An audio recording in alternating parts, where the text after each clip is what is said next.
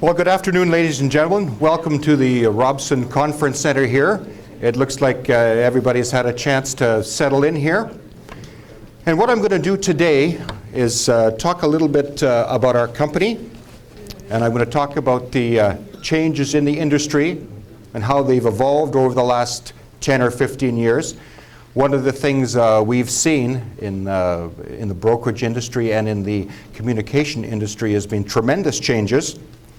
And so I'm going to talk a little about that, which will bring us to the evolution of this business and how it got to where it is today. Then I'm going to talk about our system specifically. And we have a live stock market quotation trading system. And it's been used by stockbrokers and private investors and public company owners for many, many years in the city.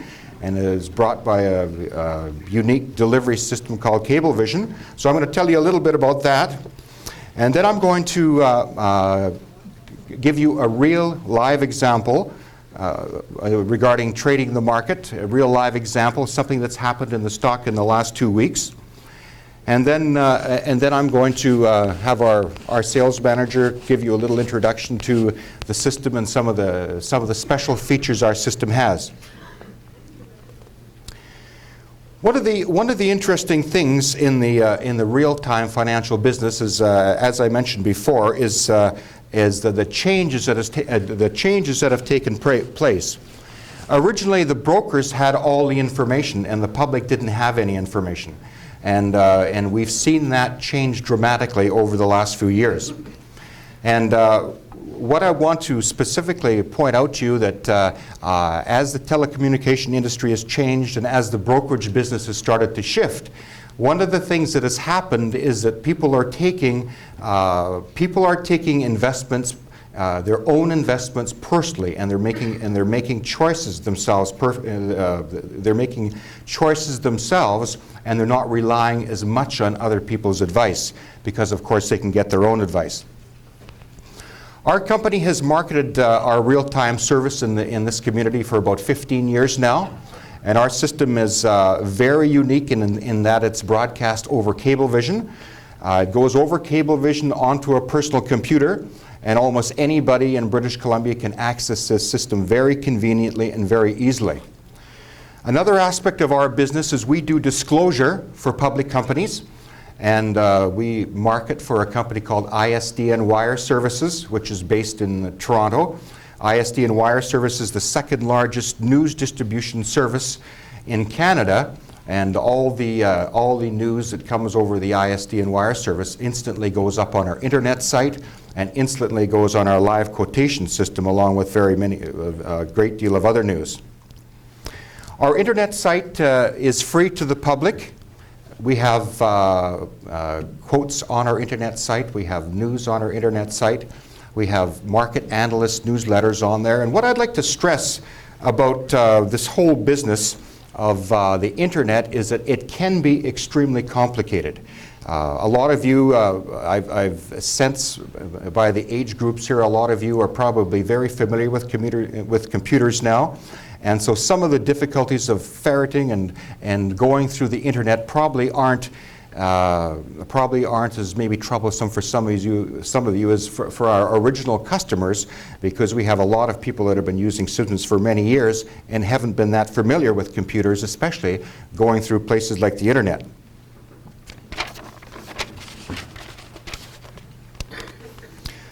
So just getting back to the changes in the business, I'm just going to take about 10 minutes to talk about some of the changes in the business.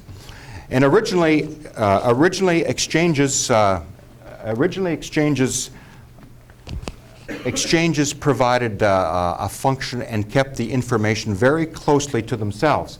This is where our office is located, and this is an example of a stock exchange. This is the stock exchange in Vancouver here, the Vancouver Stock Exchange. And at one time, the Vancouver Stock Exchange was a floor trading situation where people actually phoned their orders into their brokerage house, and then the brokers phoned it to the floor. And every one of these wickets down there were a specific brokerage firm. And the brokerage firms then would, and the traders on the floor would call up their orders, And you can see that there's chalk markers up on the board. And years ago, it used to be the Mars system, they called it. And if you can believe it, they had separate little television cameras that focused on different sections of the board. And in that way, the brokers could actually see what was happening. And it was somewhat unreliable because in a lot of cases, the markers, the chalk markers they used to call them, it wouldn't necessarily catch all the pieces of information, and you could be having information up there that wasn't completely accurate.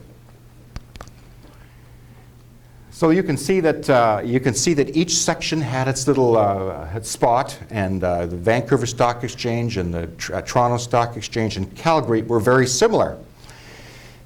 What's happened now is that most exchanges, and if you remember Europe, it was called the Big Bang when all the floor traders came off the floor, and one of the few exchanges that still has this sort of thing is the New York Exchange.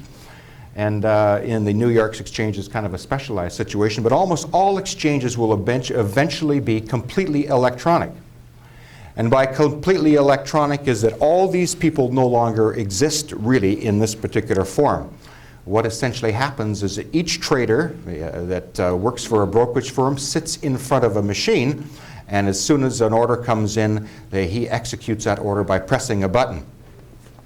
One of the things that becomes extremely important in the market is the types of investments you like to have. Now, for the most part, the people either invest in the market through mutual funds or they invested individually. And there's some people that take a very long-term view, and some people take a very short-term view. Each person's individual circumstances, depending on their nature, depending on their interest in the market, are somewhat different. I would sense when in this particular crowd here that a lot of you people have taken personal charge of your own investments, and you like to know exactly what's going on, and you're demanding to have all kinds of special information. And in that respect, today in this particular era is a time when there's never been more information available. Now, what I'd like to stress is that there's a tremendous, in relationship to these changes, is one of the biggest things that's happened over the last 10 years is the cost of communication. Both the communications business and the financial service businesses are being deregulated. And that means that the phone companies are getting into the cable companies' business. The banks are getting into the brokerage business and have for a long time. Pretty soon there will be an insurance. Pretty soon there will be an insurance business as well. And of course, other banks are starting to come into the country, and we're going to have tremendous competition. So you've got like a free trade situation happening where there's free competition. You've got the cost of communications, which have dramatically dropped. And in the sense that phone costs, communications costs, all these things are very competitive now, and there's very few monopolies or oligopolies left in the business. You couple that with the cost of computers, and when we first started out our system, people bought old XT computers to use our system, and they cost upwards of $10,000, and people paid $500 a month to use the system. So you can see how things have changed. You can buy a very high-speed Pentium now for approximately $1,500. And our system that we sell, a full-time professional system that a stockbroker would use, is somewhere in the nature of $150 a month. So with these particular changes, you're seeing how all these tools that previously just the brokerage community had, you could now have in your own hands. So one of the things that started to change is that in the original days, the brokerage firms made their money almost entirely on commission, and the commission income was a function of two things. It was a function, first of all, of a transaction fee, and then a portion of that was allocated to advice they gave. And so you could never really tell what you were paying in terms of which portion was for the advice and which portion was for the transaction, because they were essentially bundled together. The first thing that started to change in the business was when the mutual funds got extremely strong. And John Templeton, one of the original founders by the mutual fund industry in 1956, found that a great number of people wanted not to watch the market or didn't want to rely on their stockbrokers for individual advice. They decided to take a long-term view of things. And so the mutual fund industry became very, very strong. Now, the mutual fund industry didn't feel that they had to pay tremendous commissions to the brokerage firms, so they became negotiated commissions, and it was the first start of when some aspects of the industry recognized that there was a transaction fee and then there was an advice fee. Now, in the U.S., the trends to discount brokerage started a long, long time ago. Companies like Charles Schwab, and a number of other companies like that started discounting commissions tremendously, but because they found that people wanted to make their own decisions, and they had the means and the ability to make their own decisions. There was more and more newspapers were carrying articles about companies. There was more and more newsletter writers bringing out information about companies. And now this wonderful thing called the internet has happened, and the internet now provides a tremendous array of information, and most companies, for the most part, give this information away free because they will either sell advertising on their internet site or they'll have another type of business that will complement their internet site.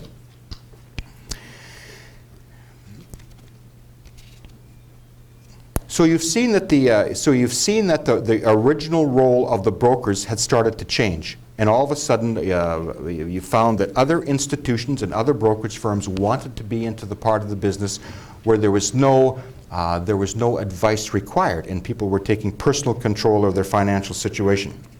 In Canada, it took 10 years in the making. It started off with Marathon Brown. Eventually, they were bought out by TD Greenline, and TD Greenline had a wonderful way of getting into the business, of course, because they didn't have a full-service brokerage department, and they could independently go and offer the service. And this is for people that wanted to take control of their own investments. Now, you've seen, coincidentally, that the TD Greenline has been by far the most successful bank in the discount brokerage business, but they're going to have lots of competition in the years to come.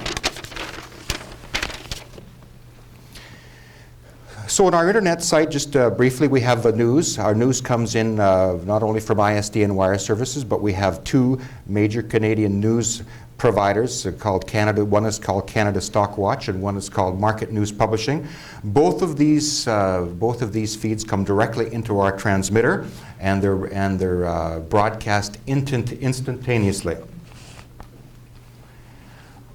So just in an over pattern, just let me tell you how our system is sent around.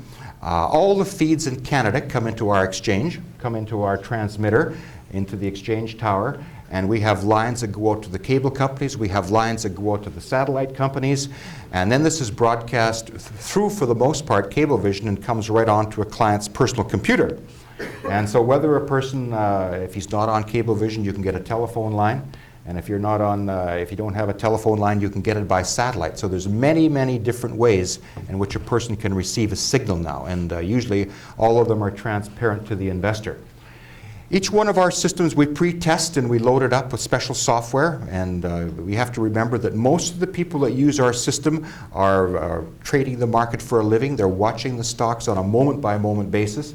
And so we, in our office, we help them with their computers, get the software on there, get them set up, and this sort of thing.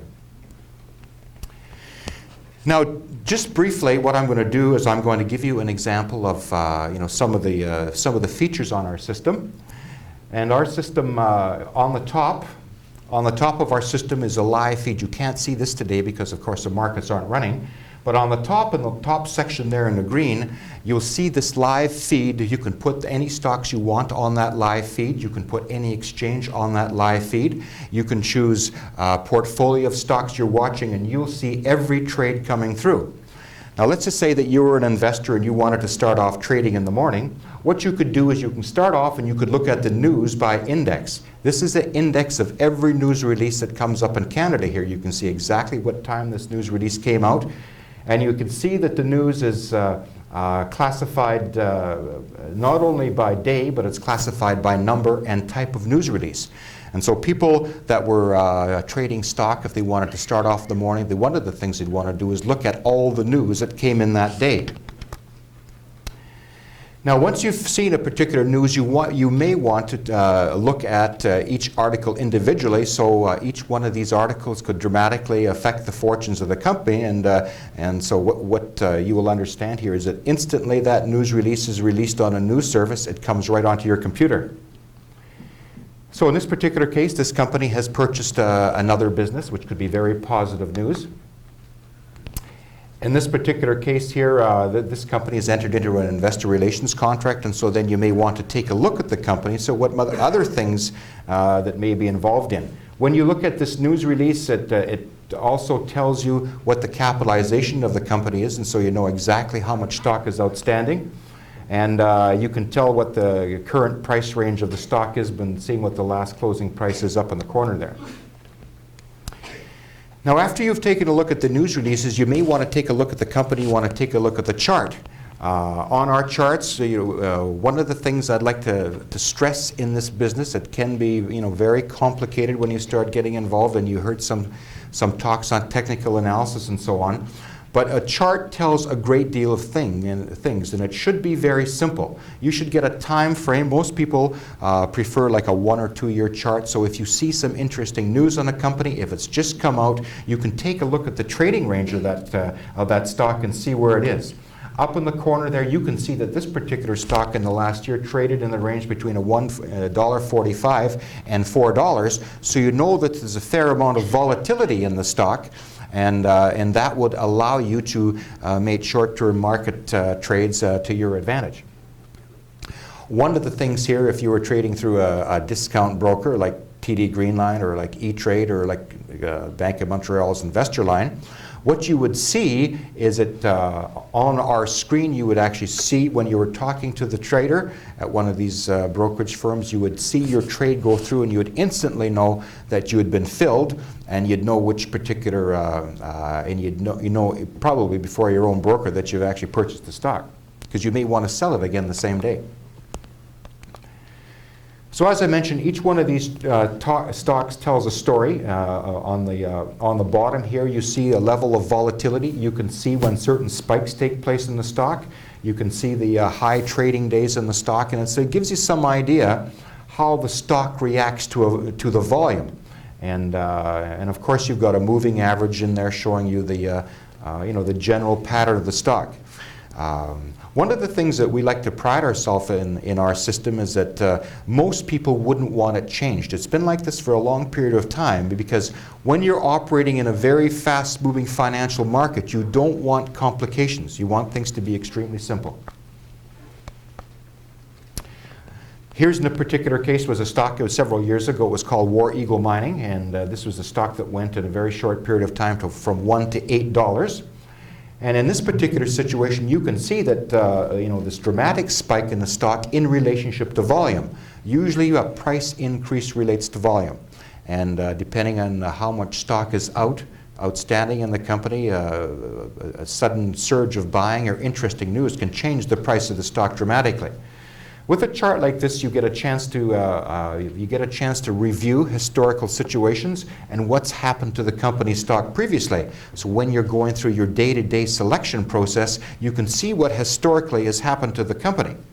Now, I remember when I used to be a stockbroker myself, one of the things about the system, if somebody would phone me up on any stock, I would be able to, in less than 2 minutes, be able to give them a chart of the stock. I would know the trading range. I'd know the news that came out on that company. I would know on a day-to-day basis what stock, how much it traded, which brokerage firms had traded the stock, and all these things can become very, very important. And when you're looking for an information, a lot of times you think that I've got an internet site, for instance, it's got live quotes, and we have quotes on our internet site too. But I'd like to stress that people who make their living off the market, or people that have the best edge in the market, are people that have a continuous stream of constant information. And they have 15 or 20 different things they're watching for. Price is just one very, very small part of the equation. Here's another example of a stock that's traded in a 31 to 60 cent range, and you can see how much, in this particular case, the price reacts to a movement in a volume of a stock. And so you can see here that you have 5 or 6 days here opportunity to recognize when this is happening and get some advance warning what could happen.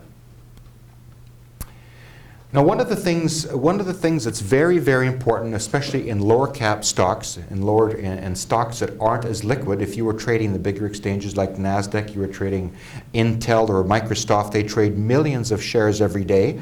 And in some cases, a lot of people make regular money trading those stocks because often, surprisingly enough, a stock like Intel would trade in a $4 range each day. And there's thousands and thousands of people that do exactly that. They trade those stocks for $1 or $2 or $3 every day. They're not always right, but if they get a feel for it and develop a synergy for it, when you think about it, in most cases they have a 50-50 chance of being right. And day traders, love those odds. They're way better than going to the racetrack. They're way better than going to Las Vegas, and it's actually a very fun and enjoyable pastime for all kinds of people. Now, an example of what kind of detailed information you can get in our system, and let me stress that this all comes up instantaneously and is available instantaneously. Here would be a typical stock, and we could see on the one side, you can see on the left side, you can see the bought, and you can see how much sold, and you can see every brokerage firm and what they've bought and sold. Now, on the far right side, you'll see a number there. Most people don't know this, but every brokerage firm has a number, and when you watch the trades, you can tell which brokerage firm has bought and sold the stock. So down on the right side, you'll see number 9 is TD Greenline, number 12 is Nesbitt Thompson, and number 16 is Yorkton Securities, and so on.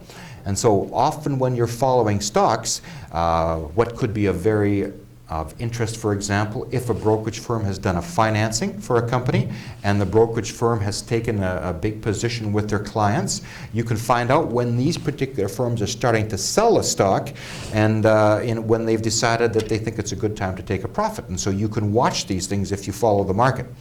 And so you can get right down to the penny how much they bought, what the average price the different brokerage firms paid for the stock. You can see what they sold the stock, and you can see how much they have left in inventory. And when you think of it, if you could look at every 50 of the brokerage firms in the city and you knew exactly what they had bought and sold and how much they'd financed the deal in terms of what volumes of shares they've taken of financing, you could almost tell exactly when they're selling or when their buying was going to start or stop. It's a very, very big advantage. Also, if you find that what can happen often is you'll find that certain stocks have a certain trading range, especially small cap stocks, and one of the reasons why a continuous live system like this is so valuable is that they sometimes have a tendency to being illiquid. And so you have to know how much stock is available, and you have to know how the trading patterns are. And so I can, for instance, in our system, I can go through every minute of the day. I can see every brokerage house, who they bought and sold for, and I can do this over any time frame or any day. And it's often interesting to see when the news relates to the trading activity, and all kinds of interesting profiles or scenarios can develop from that. Now, one of the most important things about the stock market is called the market depth. And most of us think, and we look at the newspapers and we see how much the stock is traded, or we see what the bid and ask is. But what you should understand, and what's very important in especially thin trading stocks, is all the bids up and down. So in this particular example here, you can see the orders, and you can see the size, and you can see the bid ask and the size. So on the left side, we have the bids, basically. And so I know that on this particular stock, there's 2 orders in there. They're for 8,500 shares, and it's bid at 46 cents. There's only 3,500 shares offered in that stock at 49 cents, and there's 2 different parties going to sell that stock. So I can very quickly look over this example here, and I can find out that there's various bids up and down here, but it doesn't have really strong support until we're down to 40 cents here. At 40 cents, we've got 22,000 shares on the bid here. So I know if I happen to have 15,000 shares, I know I can get 12,500 of those shares sold instantaneously by selling at the 46 and the 45 cents. And these things are very important because sometimes people take positions, and you'll have to know that if you have 10,000 shares and you want to sell them in a thinly traded stock, you don't want to sell 2,000 shares here and then wait 4 days and sell another 2,000 or sell another 3,000, because what happens, first of all, gets a lot more expensive because each one of these trades can cost extra money. And also, sometimes when you make a decision regarding a stock, it's best to follow through with it. People tend to second guess themselves in a lot of cases, and they think about the market in terms it's going to come back to where they think it's going to be. Usually people that are very, shall I say, very cold and calculating and don't get married to the stocks are traders that do much, much better. This is how it would look right on our screen, and so when you're watching the market by price, of course, you're still having all your trades going through on top. You can see what the prices are on the bottom, and for the most part, you get a very, very good idea exactly what's happening with the stock. And anybody that has more questions to ask or they have more information, if they want to talk to myself or Vince, we do have a booth in the back there. We also are in the process of putting together a venture capital magazine. We'll be publishing this fall, and it'll have some very high quality editorial content in this publication. And if anybody comes to our booth today, you'll be given a copy of the premiere issue when it actually comes out this fall. And so what I'd like to, just to wrap up, is thank you all for coming out here. And I'm very encouraged to see the level of interest in the stock market, and I hope we've had something of information. Also, we have, at our booth, we have a little card you can fill in. We're planning on holding educational seminars for people trading in the market, and I can tell by your applause that you were quite interested in Vince's story. And by the way, Vince, I don't mind you trading a market a little bit during the day, but let the rest of the office know when you find something like this, so would you?